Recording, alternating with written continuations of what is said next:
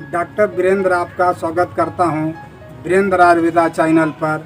मैं आपको आज कायाकल्प के बारे में बतला रहा हूं। इसका अर्थ होता है जवान होना, यानी जवानी को बरकरार रखना, हिंदी भाषा में इसको कहा जाता है। और आपको आयुर्वेद के ग्रंथ में सिर्फ चिकित्सा ही नहीं है, बहुत से चीज़ें आपको रहने का, सोने का, खाने का, पीने का और ऋतु के अनुसार क्या लेना चाहिए, क्या नहीं लेना चाहिए, ये आयुर्वेद ग्रंथ में आपका उल्लेख है।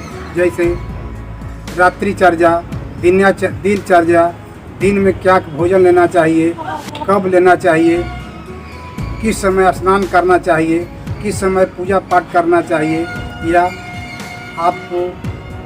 आपको किस समय तेल का शरीर में मालिश करना चाहिए इत्यादि, ये सब दिनचर्या में उल्लेख है। रात्रिचर्या में कितने समय तक अल्पाहार लेना चाहिए, कई घंटा सोना चाहिए, ये आयुर्वेद में उल्लेख है। और आयुर्वेद में ये भी उल्लेख है कि स्वास्थ्य व्यक्ति का स्वास्थ्य का रक्षा करना वैद्य का ये धर्म होता है, और व्याधि को दूर करना ये भी एक वैद्य का कर्तव्य होता है। कायाकल्प जो है युवावस्था में ही अधिकांश इसका सेवन करना चाहिए। बुढ़ापा में किसी तरह का कायाकल्प का प्रयोग नहीं करना चाहिए, इसलिए कि जिस तरह एक रथ जो होता है, जो मार्ग चलते हुए रथ जो है लोहे का धुरा टूट जाता है या पलट जाता है, उसी तरह शरीर में आयु रहते भर में या बलवान होते भर में किसी कारण छीन होकर शरीर को नाश कर देता है। और मनुष्य का एक कर्तव्य होता है अपना आयु को 100 वर्ष तक उसको, या 100 वर्ष से अधिक उसको बरकरार रखे। मनुष्य को 100 वर्ष तक से कम जो है जीवित नहीं रहना चाहिए। और कायाकल्प के सेवन से शरीर के अंदर जवानी आपको बरकरार रहता है। तो आपको आयुर्वेद ग्रंथ में ये भी उल्लेख है, जरा व्याधि को जो दूर करे उसे रसायन कहा जाता है। जरा मने बुढ़ापा, व्याधि मने रोग होता है, ये दोनों को जो नाश करे उसे रसायन कहते हैं। और रसायन सेवन करने से आपको स्मरण शक्ति बढ़ता है और धैर्य शक्ति बढ़ता है, और जवानी बहुत वर्षों तक बरकरार रहता है, और स्वर जो है स्पष्ट सुनाई देता है, और बाजीकरण की शक्ति बढ़ जाता है।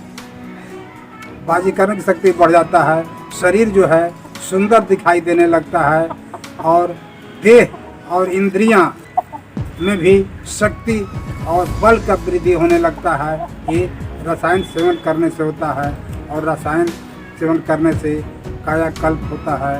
और आपको इसका एक योग बतला रहा हूँ। लोहे का बर्तन में लोहे का बुरादा या चूर्ण लेकर देसी घी में उसको चारों बगल मिलाकर एक हरितकी को उसमें डाल दे, और प्रतिदिन सेवन करने से बुढ़ापा शरीर में नहीं ठेकता है। और अगर बुढ़ापा आ भी रहा है तो बुढ़ापा को दूर कर देता है। आज से आयुर्वेद में बहुत से औषधियों का अथाह सागर है, और इसको आपको मंथन करने से बहुत कुछ प्राप्त होगा। आज हमारे समय में आयुर्वेद जो है विलुप्त की ओर जा रहा है, यानी आयुर्वेद का कहीं कुछ नहीं हो रहा है। आपको भारत सरकार ने एक आयुष्मान भारत कहकर एक चिकित्सा निकाला है, उसमें एलोपैथ का दवा का भंडार है, और उसमें एक भी आयुष चिकित्सक का कोई जगह नहीं है, और ना कोई मेडिसिन है, और ना कोई कास्ट औषधि है। और इसकी उपेक्षा भारत सरकार भी कर रहा है। हमारा देश जब गुलाम हुआ उस समय हमारे यहाँ शल्य क्रिया के भी पता था, और पंचकर्म का भी ज्ञान था। हमारे वैद्य, पूर्वज वैद्य जो होते थे, नाड़ी देखकर, उनका चेहरा देखकर वो बतला देते थे कि यह रोगी शरीर पीला है, आँख पीला है, मल उजला है, पेशाब जो है एक हल्दी के समान हो रहा है, और नाड़ी के गति से वो बतला देते थे कि इनको जॉन्डिस है या इनको कैंसर रोग है या इनको पेट की बीमारी है। आज हमारे समय में कुछ ही वैद्य बचे होंगे जो नाड़ी का ज्ञान रखते होंगे और वो प्रचार करते होंगे या नहीं करते होंगे। आज के परिवेश में जितने आयुर्वेद के आयुर्वेदाचार्य या बीएमएस के जो डिग्री लेकर निकल रहे हैं, वो आयुर्वेद का चिकित्सा करते हैं कि नहीं करते हैं, ये मैं नहीं बतला सकता हूँ, और मैं कोई उन पर दोषारोपण नहीं कर रहा हूँ। मगर आज मेरा जहाँ मकान है, मैं जिस राज्य में रहता हूँ, आयुर्वेद वहाँ पर 0 पॉइंट पर है। आयुर्वेद को घास भूसा समझते हैं, आयुर्वेद का कोई महत्व नहीं है। मुझे याद है कि मैं जिस गांव में रहता था, उस गांव में यानी मेरे गांव में एक ब्लॉक भी है, थाना भी है, वहाँ पर एक भी एलोपैथ के चिकित्सक नहीं थे। जब मैं बचपन में था उस समय भी लोग आयुर्वेद पर ही निर्भर थे और घर घर में आयुर्वेद का औषधि जानते थे। आज हमारे यहाँ जो ब्लॉक में एक भी आयुर्वेद के आयुष डॉक्टर नहीं हैं और आयुर्वेद का नामो निशान नहीं है, और डॉक्टर एलोपैथ के भरे हुए हैं, और आदमी का रुझान ज़्यादा एलोपैथ की ओर जा रहा है, और आयुर्वेद से जो है आदमी को मुंह मोड़ ले रहा है। आयुर्वेद में कुछ ऐसे औषधियाँ हैं जो आपको असाध्य रोग को साध्य बना देता है, और मैं आपको विशेष इस पर चर्चा नहीं करना चाहता हूँ, किसी को मैं दोषारोपण नहीं दे रहा हूँ। मेरा एक हार्दिक इच्छा है आयुर्वेद का प्रसार करना, और जब से मैं आयुर्वेद का डिग्री लिया हूँ, मैं मुफ्त में ही रोगी को सेवा करता हूँ। हालांकि भोजन के लिए कुछ उपार्जन करना ज़रूरी है, मैं फिर भी राह चलते काष्ठ औषधियाँ बतलाता हूँ, और इसलिए काष्ठ औषधि में बतलाता हूँ कि रोगी को उसमें पैसा खर्च ना हो और कम पैसे में वो रोग से मुक्ति पा ले। मैं अधिकांश आपको मैं जो काष्ठ औषधि बतलाता हूँ, जो मैं कहता हूँ कि आप स्वयं अपने से निर्माण कर लें। जैसे आप अपने से निर्माण कीजिएगा तो एक भाव से कीजिएगा। भाव के मतलब होता है आदर करना, संस्कार करना, मन से उसको काम करना, जो आपका आत्मा संतुष्ट हो जाएगा कि मैं जो भी औषधि बनाया या जो भी मैं चूर्ण बनाया या त्रिफला का ही चूर्ण बनाया, हरे बहरा औरा का, तो आपके दिमाग में हट जाएगा कि मैं त्रिफला 1 नंबर बनाया और सही बनाया और सही मात्रा से बनाया। वह भाव से बनाते हैं। जिस तरह आप होटल में अगर भोजन करते हैं तो होटल में भोजन करने से आपका आत्मा का संतुष्टि नहीं हो पाता है। अगर स्वयं अपने से भोजन बनाते हैं तो आप भाव से बनाते हैं और उसको चाव से खाते हैं। चाहे तो रोटी सब्जी हो या दाल हो या कुछ भी बनाते हैं तो भाव से बनाते हैं। और औषधि जो है, जो वैद्य बनाता है अपने हाथ से, वो भी वैद्य भाव से बनाता है, जो आपको भी संतुष्टि मिल जाता है कि वैद्य जी ने मुझे यह औषधि बना के दिए हैं, या चूर्ण बना के दिए हैं, या रिष्ट बना के दिए, या गोली बना के दिए। कंपनी ने किस भाव से बनाया, वह बेचने के भाव से बनाया। उससे उसको मतलब नहीं है कि दवा को में क्या डाला नहीं डाला। आपको बहुत से पेपरों में, टीवी पर, मोबाइल पर प्रचार कर रहे हैं दवा के बारे में, लंबा चौड़ा प्रचार करते हैं। ये रोग समाप्त हो जाएगा 1 दिन में, वो रोग समाप्त हो जाएगा 10 दिन में। वह भाव से नहीं बनाता है और आपको वह धन यानी मुद्रा कमाने का भाव से बनाता है और आपसे, हमसे पैसा जो है अपने पॉकेट में भर लेता है। आपका रोग आराम हुआ कि नहीं हुआ, उससे कंपनी को कोई मतलब नहीं है। मैं इस पर विशेष नहीं बोल रहा हूँ, मैं आपको ये समझा रहा हूँ, न किसी को मैं दोषारोपण दे रहा हूँ। आयुर्वेद का ह्रास होने का कारण नहीं है। पहले का वैद्य नाड़ी देखकर पैथोलॉजी भी कर लेते थे नाड़ी से।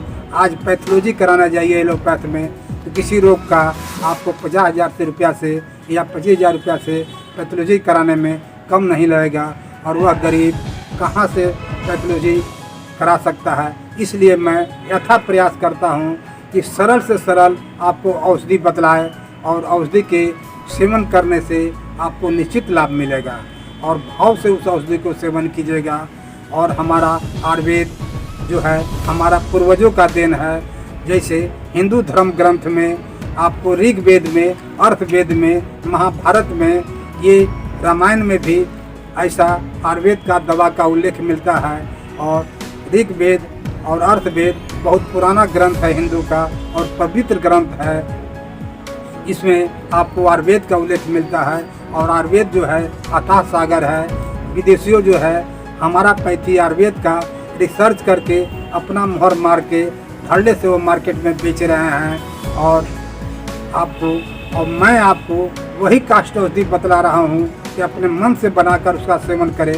और आयुर्वेद का दवा किसी तरह का साइड इफेक्ट नहीं होता है, किसी तरह का शरीर पर कोई गलत प्रभाव नहीं डालता है। और एलोपैथ का सेवन करने से एक रोग को मारता है, दूसरा रोग को उत्पत्ति करता है। फिर भी हमारे भारतवर्ष में 99% आदमी एलोपैथ का सेवन कर रहे हैं और आयुर्वेद से मुंह मोड़ रहे हैं। कायाकल्प जो है एक बहुत अच्छी चीज़ है और इसको मैं आपको विस्तार से नहीं बतला सका। विस्तार से बतलाने के मतलब हर ग्रंथ में हमारे महर्षियों ने क्या उल्लेख किया है उसको बृहद से हमको चलना पड़ता। कायाकल्प जो है बहुत अच्छी औषधि है और युवाओं को जो है उनको कायाकल्प करना चाहिए और ब्रह्मचर्य रहते हुए इसको पालन करना चाहिए।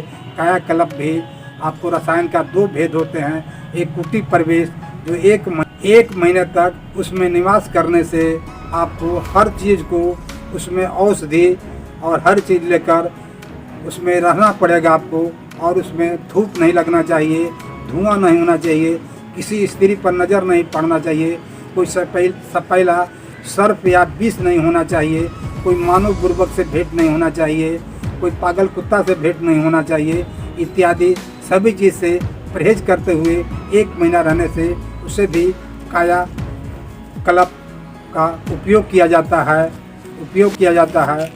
और आपको दूसरा होता है वातातपिक। यह जो है साधारण है, धूप में रहकर या कहीं भी रहकर आप रसायन का प्रयोग करने से शरीर में ताकत और सुंदरता और बल और शक्ति मिलता है। और रसायन का सेवन जो है हर पुरुष को करना चाहिए। इससे लंबा उम्र होता है और दीर्घायु होता है।